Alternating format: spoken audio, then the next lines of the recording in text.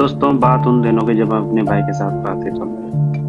मैं चंबा पढ़ाई के लिए जाता था, मेरा भाई कैंपस में रहता था। पहाड़ी इलाकों में लोग साइकिल का बहुत कम इस्तेमाल करते, इसलिए हमारे लिए साइकिल एक सपने जैसी थी। मेरा दोस्त टोनू, जो कभी कभार अपने पिताजी का स्कूटर लेके आ जाता था, हम सब उसके इर्द गिर्द मंडराते रहते थे, क्योंकि उसमें कभी अकड़ भी थी और हम जो पैदल चलने वाले। कभी कभार हम भी स्कूटर पर उसके साथ जाते थे। मैं हमेशा पैदल ही स्कूल जाया करता था, आया भी करता था।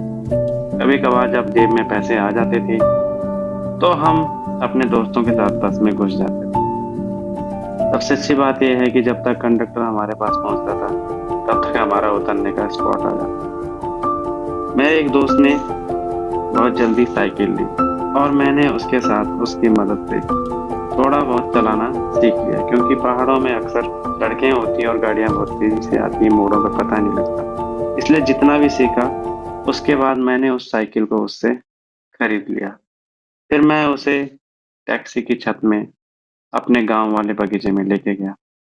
मैं बहुत डरा हुआ था, क्योंकि मेरे पिताजी को कैसे बताऊं, मेरी समझ में नहीं आ रहा था। मेरा भाई मुझे डरा रहा था और मैंने उस डर की वजह से उस साइकिल को सड़क के किनारे ही कहीं पर जाके छुपा दिया।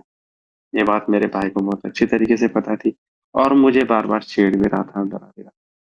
शाम को जब मैं और मेरे भाई आए, हम दोनों ने उसे सीखने चाहा। मैंने उसे बिठाया और मैं उसे पीछे से धीरे धीरे करके धक्का मारते मारते आगे जाके थोड़ा सा ढलान आ गई। और सबसे मजेदार बात ये थी कि उस साइकिल में ना ही ब्रेक थे, ना ही उसके टायरों में हवा, और उसने ढलान में स्पीड पकड़ दी। मेरा भाई उसे कंट्रोल ही नहीं कर पाया और वो बहुत तेजी से आगे चला गया। आगे जाके एक टर्न आने पे उसने उस साइकिल को एकदम बॉर्डर पे जाके टकरा दिया, और वो टक्कर काफी ज्यादा थी। इससे साइकिल भी पूरी तरीके से टूट गई और उसे भी काफी ज्यादा चोटें आई। बस उसके बाद क्या था, एक तो साइकिल टूटी, ऊपर से चोट भी लगी और डर से हालत। मेरे भाई ने मेरी साइकिल भी टूट गई, मेरे भाई ने जाके घर में बता दिया। और उसके बाद मुझे जो डांट पड़ी, वो मुझे आज भी याद आती है।